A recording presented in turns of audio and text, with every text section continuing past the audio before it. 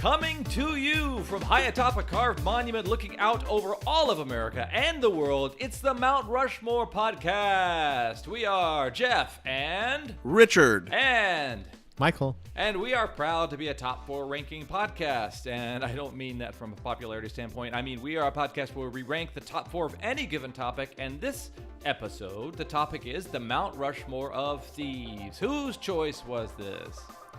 It was mine. I am the Prince of Thieves. And I am the King of Thieves. And I'm a thief of hearts. You're also the king of wishful thinking. I'm king of wishful thinking.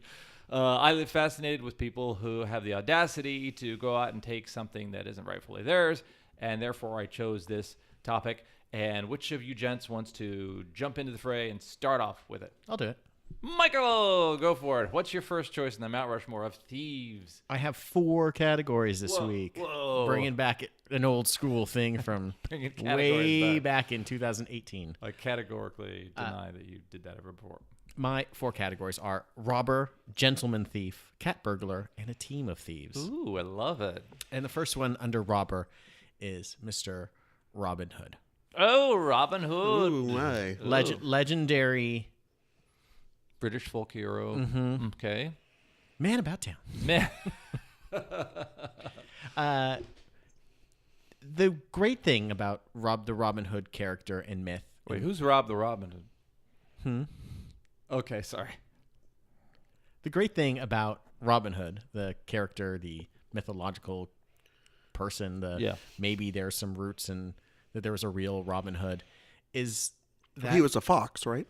Yeah. also a fox, also look good in tights. Yodel. Also, how is there like a Robin Hood movie every 2.5 years? Yeah. This well that they keep trying to drink water out of, it's like, let's give it a decade. Yeah. But getting back to it, the idea of stealing from the rich to give to the poor is just so delightful. Yeah. And it never stops.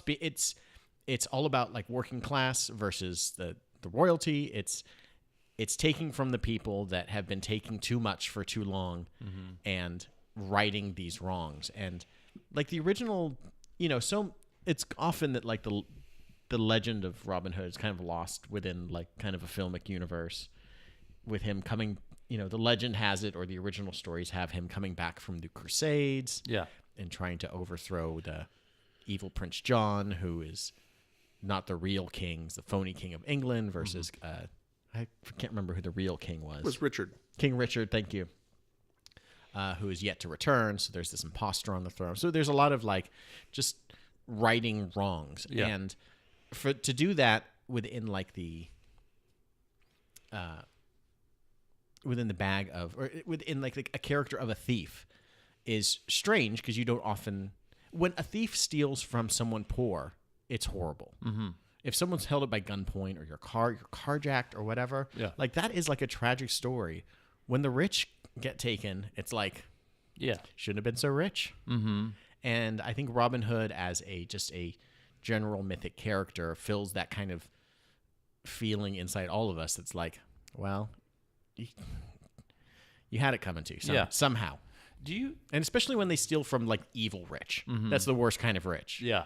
Like, if you're doing that whole graph chart of like chaotic rich. Yeah. Yeah. Or whatever, evil, chaotic. Yeah, nice rich. If he's stealing from nice Richie, you're gonna feel bad. It was stupid. Stealing from Richie Rich. Rich. Oh, you'd still only feel kind of bad. Yeah. Especially if it was the Macaulay Culkin version. Yeah. You'd steal from him all You'd you only want. feel like, the kid, he'll be okay. Is there a favorite Robin Hood for you, or a pastiche of those? Because I can think of objectionable ones like Kevin Costner or anything that's. I didn't see the Russell Crowe Robin Hood from 5, 7, 8 years ago. I'm guessing it was probably pretty good. Yeah. Even in spite of it being a newer version. Who was the very classic? Is it Errol Flynn? Errol Flynn. Yeah.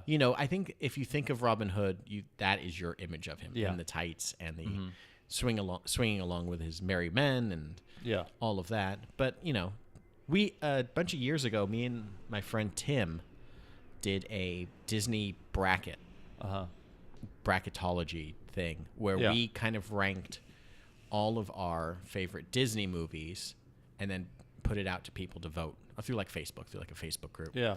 And I argued that no, not even Robin Hood. I argued that Jungle Book was the best Disney movie. Mm-hmm. He argued that Lion King ultimately was. Okay. But Robin Hood is one of those. The Disney Robin Hood is just wonderful. Yeah. I think it, it Disneyfies all of it, but they hit all the important points. When I also think of Robin Hood, I also think of the Monty Python. Was it Daniel Moore? Dennis Moore. I was just going to mention that. Yeah. So if you guys haven't seen the sketch, basically it's Dennis Moore as a takeoff on Robin Hood, and there's a whole song with him about how he robs from the rich and gives to the poor. And throughout the course of the episode, you keep coming back to him, and eventually the rich people are like completely broke at this point. They have nothing left to give them.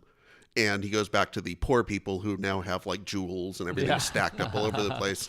Then he comes to the realization that this isn't right either. So it ends with him trying to work out some sort of redistribution of wealth among the people that he's robbing. So, okay, you take his watch, then you give her that ring. Yeah. Steals from the poor, gives to the rich. Stupid get Dennis Moore. Fun. Okay, we're coming out with Robin Hood. His name says it all. He's robbing you. It's not Robin the Hood, though. No, he's not. He's giving back to the hood. So, Richard, what do you got? My first choice is Bill Mason. Bill Mason was I think we're talking on the topic of gentlemen robbers, and he would say that he was not, but he was probably the most successful jewel thief of modern times. Lived in Cleveland. For about 25 years, he had just a day job, and convinced his wife that all this money that he was making was through these real estate investments that he had. Turns out that what he was doing was stealing about at least $35 million in jewels over the years. Oh, wow. From rich people including Phyllis Diller, Bob Hope, Johnny Weissmuller. It's a real who's who of 1960s and 1970s celebrities. These are all people that were on the Globetrotters cartoon or on Scooby-Doo as well. Does seem like I'll take Paul Lynde for the block. Right. Yeah. And he was somebody who the way he explains it, and he has a memoir that came out called 9 Lives, Confessions of a Master Jewel Thief. Mm-hmm. And basically he talks about it as not so much he was interested in the money, although the money was nice. Yeah. It was more about the thrill of completing the robbery. Yeah. Which I find fascinating when you think about a lot of kind of the fictional gentleman thieves. Mm-hmm. That's sort of one of the recurring themes that you have with them. Yeah. Is they're not necessarily in it for the big score. Right. Mm-hmm. They're in it because of the thrill of the chase and the thrill of executing it. Mm-hmm. And it sounds like, he talking about how one of the things he realized pretty early on is if you want to get into a rich person's home, climb to their like balcony. Like if they have like a second floor balcony, no one ever locks that. Oh, that's funny. So he would just climb up to that and just walk right in. That seems like standard David Niven Pink Panther stuff right there. Yeah, it really does. Yeah. And he would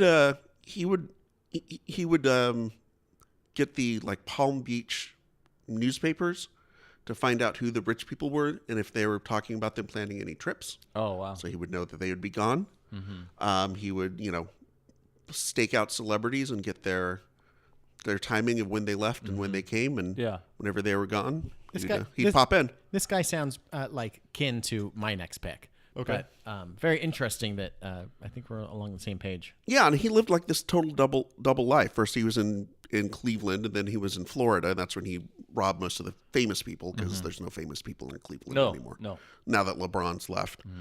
He basically just he had like a total normal suburban life. Yeah.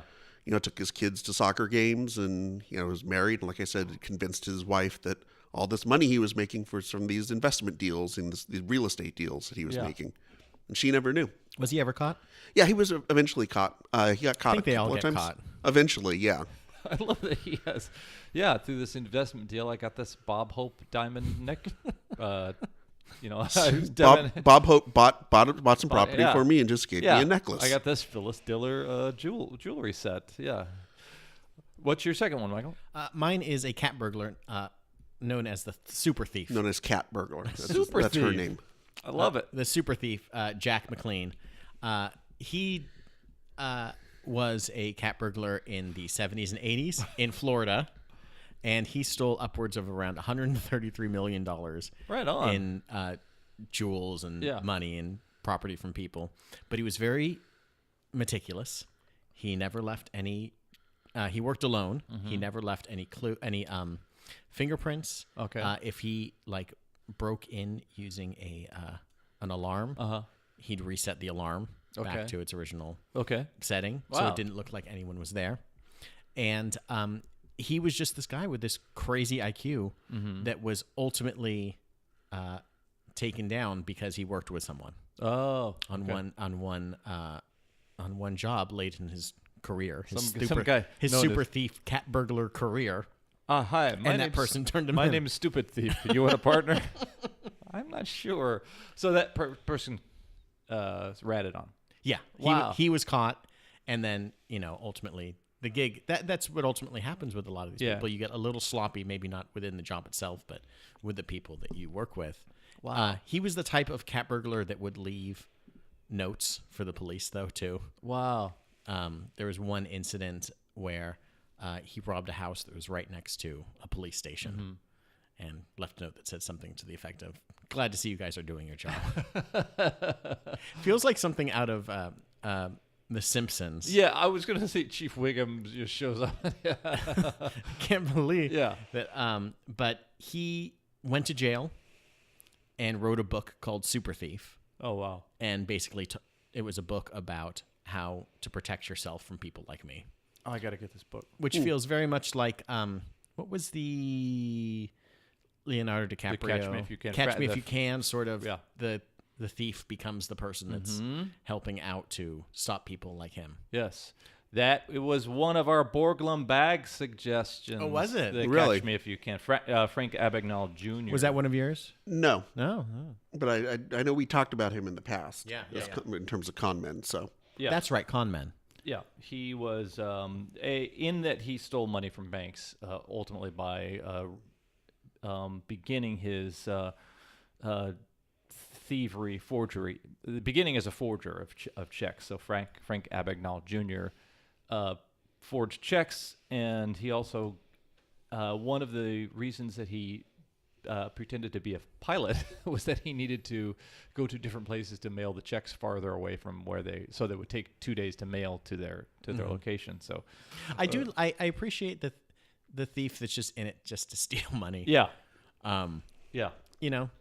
God bless him. Yeah. I should also say Frank Abagnale Jr. was a suggestion, and I believe it was from James Walker, listener James Walker, and friend of the podcast. So thank you, James, for suggesting that. I don't. This is a new thing that you're introducing, right? Yeah. Where you're like listener suggestion, crowdsourcing. Yeah. Thank you, listeners, for getting under the skin of our participants. I'm all bristly now. This is a dialogue between you and us and our participants. So, Richard, what's your second choice? All right, my second choice is, I had mentioned a real life gentleman robber, so I thought I would also include the prototype fictional gentleman robber, and that is Danny Ocean. Oh, cool. From the Ocean's 11 movie franchise. Yeah. Originally played by Frank Sinatra. Later in the Steven Soderbergh Load of Huey.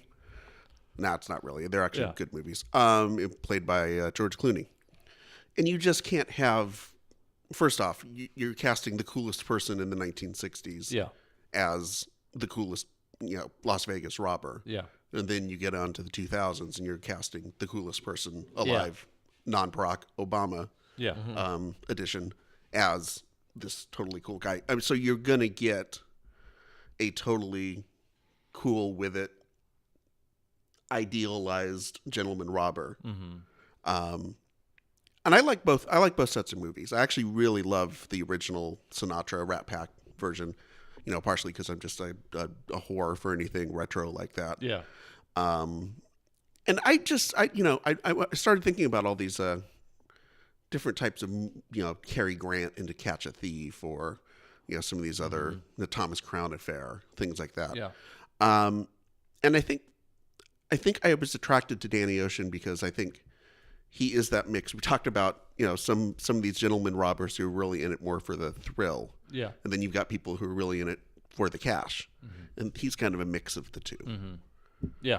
That's fun knowing also that Sinatra feels like somebody who his attitude about the world is he's kind of in to cash in on things. Yeah, I'm here to have fun. Right. And it's all about this guy, and also with the mob connections or his aspiring alleged mob connections, you have a feeling like he off camera might have been, Jilly or somebody who was like his friend who was in the mob. So, yeah. So it does seem like he was one step removed, and it's also fun to hear about, them performing in Vegas at night.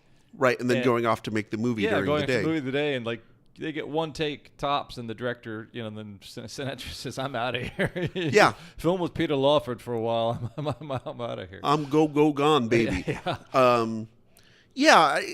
I'll say this. I liked the first Ocean's 11 movie, the Clooney one, a lot. Yeah. The quality kind of gets a little, starts to slip a little bit in the second and, I guess, third one.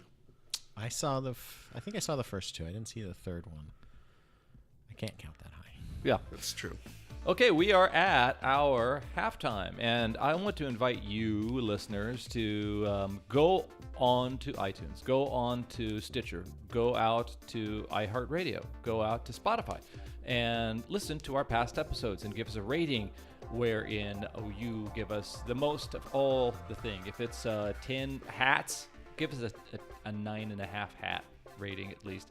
If it's 4 out of 5 Yelp Picante icons or something, give us all that you can. We would appreciate that. And then leave a review if you want to tell us what episodes you liked, what you like about the podcast. We'd certainly appreciate that. And also, we want to ask you to tune into next week's episode, where we are going to be discussing the Mount Rushmore of breaking the fourth wall. That's what we'll be talking about next week. Yeah, excited for that one. If you're new to this podcast, you'll kind of learn that we have some kind of esoteric subjects that we deliberate here, and we are willing to be open to taking your suggestions as for a suggestion for a topic. And you can give us that suggestion through our social media handles, Facebook, Twitter, Instagram. We're on all those things, and you can search Mount Rushmore Podcast and find us on those handles. And make sure you see our drawings of our dumb faces when you look, because there's imposter. Oh, Mount Rushmore Podcast. Have we done Mount Rushmore of Imposters yet? Yes. Okay. I think a couple times. Yeah, I feel like it's hard to say. We've done imposters, con men, this one thieves, shysters. I mean, we started off this season really on like a sinister note as well. Post-apocalyptic or the end of civilization and thieves. Yeah. So we are all three of us wearing straw boaters, and we have packed suitcases that we could pick up and run for the railroad at any moment. So with 99 trombone. So we would love for you to follow future episodes, suggest future episodes, and do the podcasting world in general a favor and support other podcasts. And here's one you can support. Hi, true crime fans. I'm Erin. And I'm Shay. We host All Crime No Cattle, a conversational podcast which focuses on true crime stories from the Lone Star State. We strive to bring you a balanced and well-researched story about Texas cases big and small. We do the research so you don't have to. We also end every episode with a good news story, just to remind everyone that real life isn't quite as depressing as true crime can make it out to be. New episodes drop every Thursday, and you can find us wherever you listen to your favorite podcasts. All Crime No Cattle, because crime is bigger in Texas, y'all. And we is back. We are deliberating the Mount Rushmore of Thieves. It has been a really exciting deliberation, and we are ready for Michael's third. My third choice. Richard just brought it up. What the heck? Thomas Crown from the Thomas Crown Affair. Oh, cool. Okay. I've never seen the original, but I love the 1999 version with Pierce Brosnan and to a lesser extent Rene Russo, and to an even lesser extent Dennis Leary. Oh, okay. I think there's just one good cast member, and then the rest of it kind of goes downhill. Yeah. But I love this is under my Gentleman Thief. Oh, cool. You know, Thomas Crown in it is like this executive magnate, ultra millionaire who ultimately steals all these famous little works of art from a New York museum. Yeah. And he does it in a very ingenious way. You know, to start the film, he has a second burglary go on. Oh, while he's doing his. You know, that's like the feint burglary. Yeah. That those people get caught while he's actually doing his real work. And I like, you know, it's a cat and mouse sort of thing between this person that's doing it, like, also like Richard said, just kind of for the thrill of it. He obviously doesn't need the money. He could buy these paintings if he wanted to, but what is that's not obviously important to him. Like, the money's not important. It's the act of doing it and the act of, well, how can I get away with this? Which is pretty just interesting. Very clever in how they replicate paintings and replace paintings and pretend like they've never really stolen them in the first place. Just very well done. I think this is Pierce Brosnan's best role. I'm trying to think of something else that he's been better at. He's better at this than as a Bond. I thought he was a pretty good Bond. So did I. Like, he was, you know, he was definitely the more actiony, wisecracking sort of guy. But this, I think, really captured him where, I don't know, he was very believable. Oh yeah, that's him. It wouldn't put me past me if he was actually this guy in real life. He is an amazing, almost like mannequin to drape on these characters, starting with like Remington Steele to Bond. I think it was the Matador is another film where he's playing like a spy or something. Yeah. He just has this incredibly even attractive face, but also these kind of lines in that face now that he's earned over the years that give him all this character, amazing character. So that's a great choice. The doing it to do it, I think, is, you know, we've talked about those that rob for a purpose, either for monetary need, but just the thrill. Hey, it's me, 43. Hey, how y'all doing? What's up, Dub? Hi, how's it going? Hey, who wants a peanut? You want a peanut? How about some barbecue? Watch out, don't choke on that. You've had issues with that before, so I'm a little concerned, Mr. President. Heard y'all talking about people stealing stuff. Oh. Yeah, thieves. Yeah, I know a little bit about that myself. I copied a guy's test at Yale. That's right. Just one? Just one. Throughout the whole year he was there, all his tests. You just gave this as part of Skull and Bones. Were you just allowed to give same test over and over and over? That's what it did. Just accepted it. That's what it did. I went and whatever he enrolled in, I enrolled in it. Did you bring the same test to like the Coast Guard or the Air Force or same whatever? Same guy. I just, whatever he did, I did. That's right. And then I got to be 43 by stealing the election. That's right. That's right. College is a theme for me because the Electoral College is how I got to be president, right? Right. Because a popular vote, who won it? Other guy, not me. I don't even remember. I don't remember his name. Doesn't matter, does it?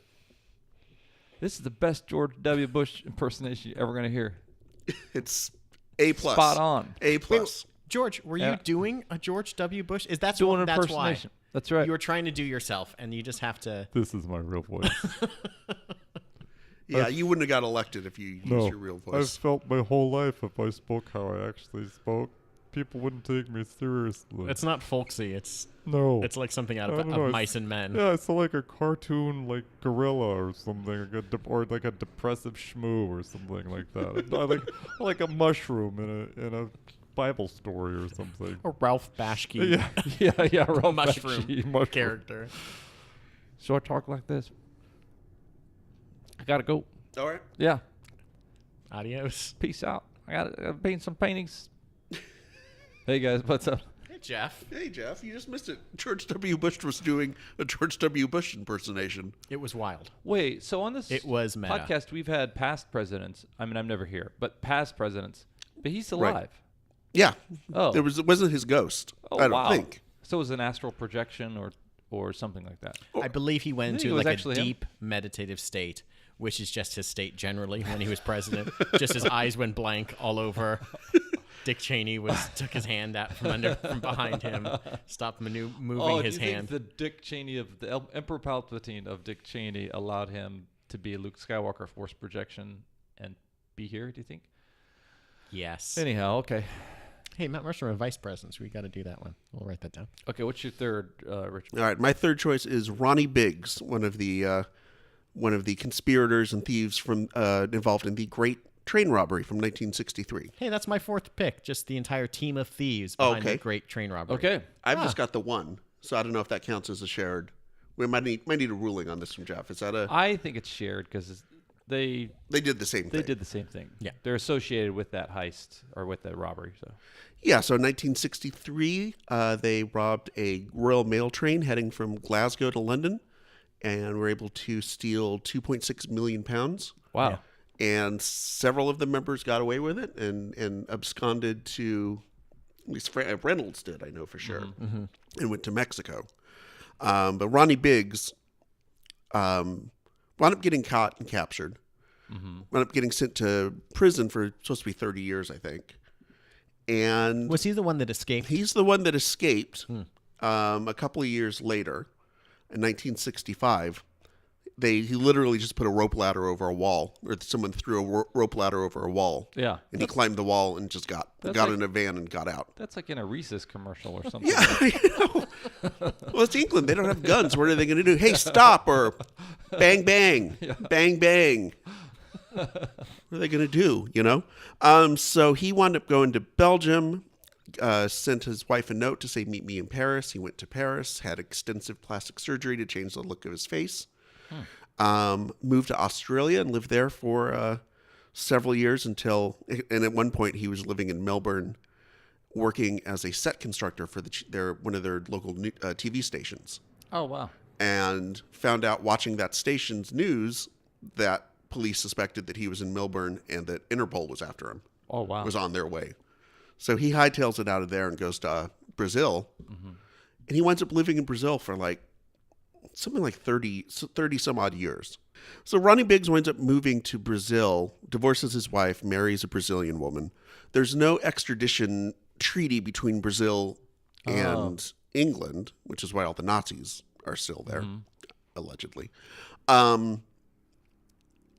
And so he winds up living there for like 30 years, His like wife out in didn't the say- open. His ex-wife, even if she says he's there, they can't. They can't do anything. I mean, he was living out in the open. Yeah. And also because he had a child with his Brazilian-born wife that gave him basically Brazilian citizen-y status, sort of. And he became this kind of the most infamous ex-con or con, I think, certainly in the 70s and 80s, once he sort of came out of hiding in Brazil, to the point that he's featured in the Sex Pistols' Great Rock and Roll Swindle. Oh, wow. They go and visit him. Steve Jones and Paul Cook go to visit him in Brazil. They hang out with him, get his story, and then they have him to be lead singer for 2 songs that they were working on. One of them went to number 7 on the British singles charts. I love it. That's cool. Eventually, in the last years of his life, he returned to England voluntarily, was put into prison, was released on health reasons, died a few years ago. But, I mean, he didn't quite get away with it, Yeah.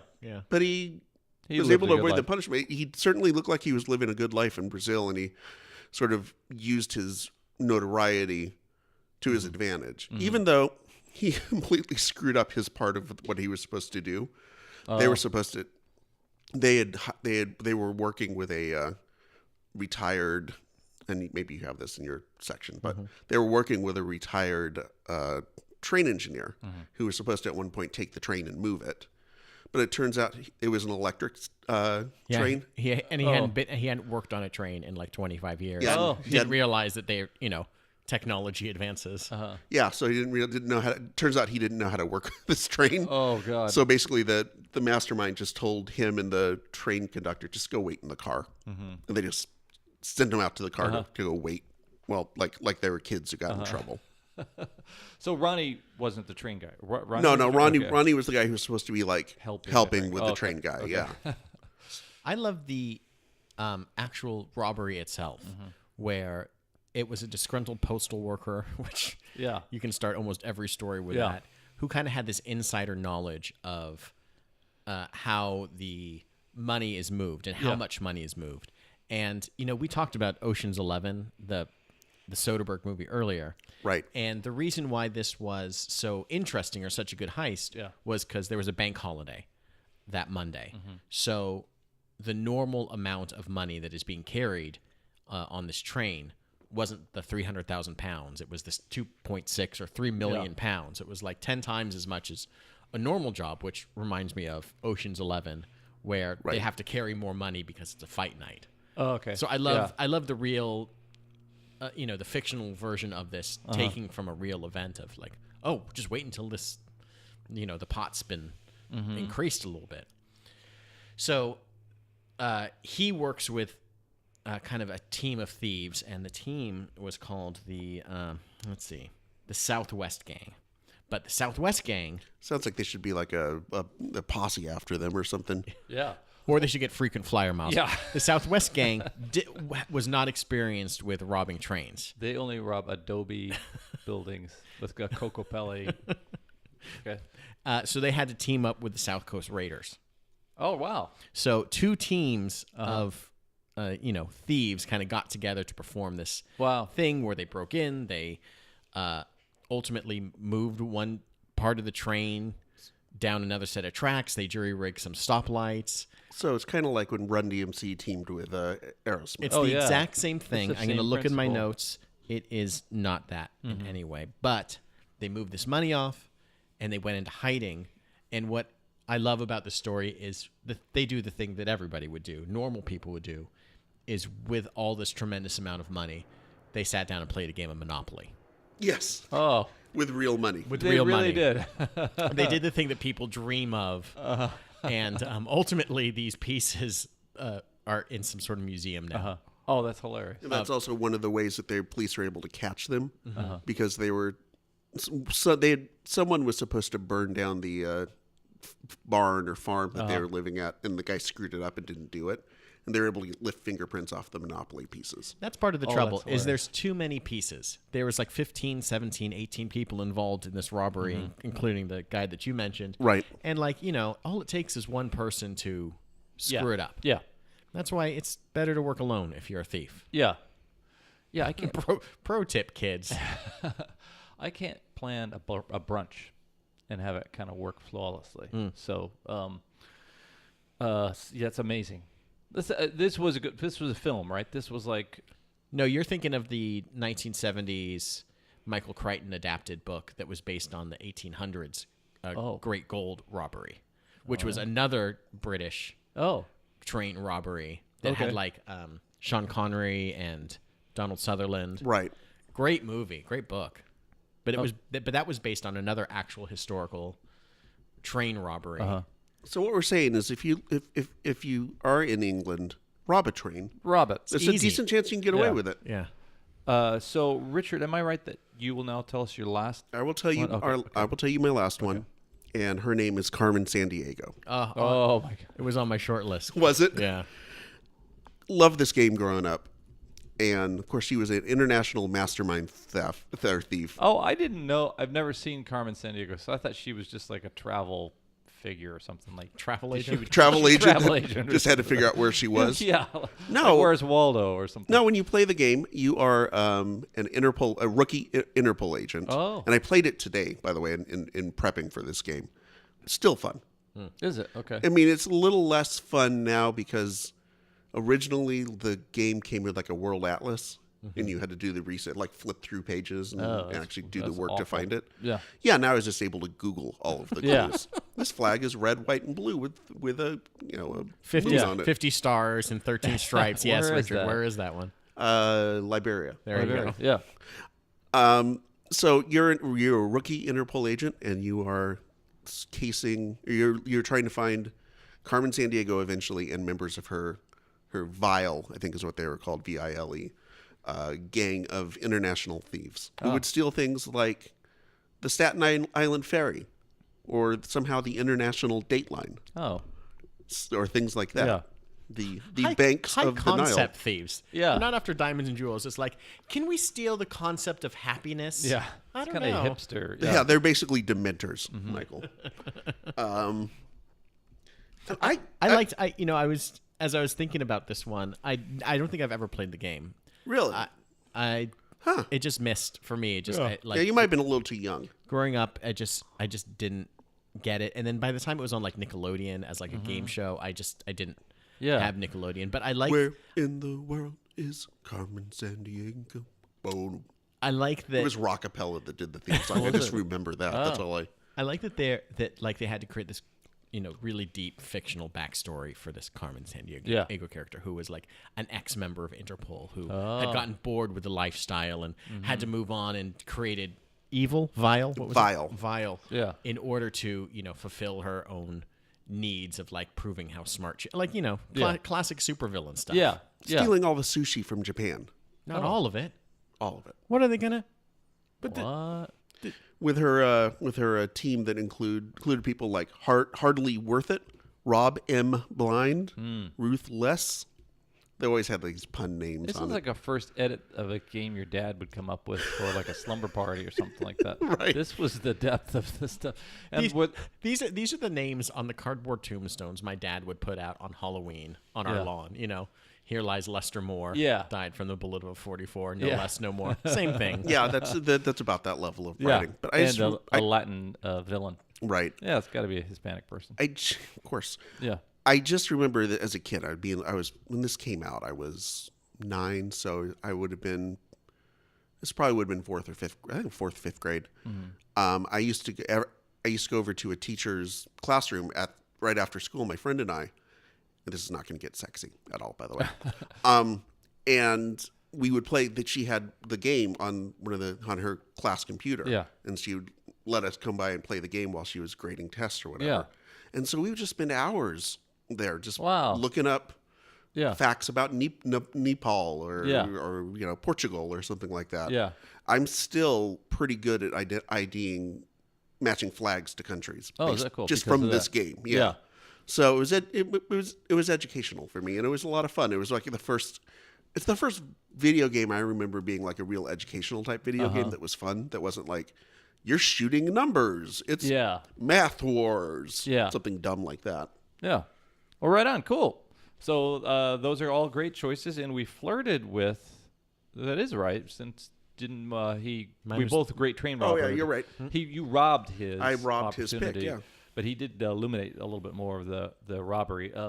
So thank you for giving such great choices. The audience also gave us some great choices. The first one was a fictional or fictitious one, like you, Anderson Dadu chose. That's how you say his name, right? Yeah. Anderson, our friend Anderson from Kickball and all the other fun things that he does that we do From life. chose Aladdin, and basically said if you don't pick Aladdin, you're a jerk. So Hear that, Michael? there's an Aladdin. Jerk. I heard that you're Aladdin. the jerk. Yeah. And then Ryan McNicholas chose Benjamin Gates, who stole the U.S. Constitution. Maybe that was one you guys had flirted with. But We From talked a about National talked about him Treasure. last week. Yeah. Yeah. there were two people, Tom Gibbous and James Walker, who suggested Vincenzo Perugia, who stole the Mona Lisa. Oh yeah, I did some research on this guy. He just basically walked out with it. Yeah, just walked Had out. it in his house for like 3 years. Yeah, his apartment, and then and he wanted. I'm gonna take this right I'm gonna now. take it in as a painting. What's she smiling about? I don't know what's the secret. I'm gonna find out. I'm gonna win. I'm gonna go in. Waluigi comes in. Yeah. And Frank Abagnale Jr. So those were we're really grateful for the listeners or supporters of the podcast to suggest those. So gonna wing it with some choices here. I thought Super Thief Jack MacLean was really colorful and interesting. I really thought so that's a point for there. Each 2 points. 2 points? Yeah. Okay. Oh, that's right. So that's your second one. In the first category, I'll go with Bill Mason. So Bill Mason gets the 1. Jack MacLean gets the 2. And you each get the 3 for the Great Train Robbery. And then the 4 is going to be, well, I guess it's that was your 4, wasn't it? Great Train Robbery. That was my 4th, but Richard chose Ronnie Biggs. Okay. So that bumped my 4 to a 3. Okay. So you can choose a 4th one from any of the remaining. 4th, I'm going to go with, we'll never find her. At least we can talk about her. Carmen Sandiego. This has been the Mount Rushmore of Thieves. Next episode is the Mount Rushmore of Breaking the Fourth Wall. Please tune in for that. Thank you, all the listeners who suggested suggestions. This has been the Mount Rushmore of Thieves. I, as always, am Jeff. Hey, where's my mic? Where's your mic? Where's my pants? Guys? This is Richard. Michael.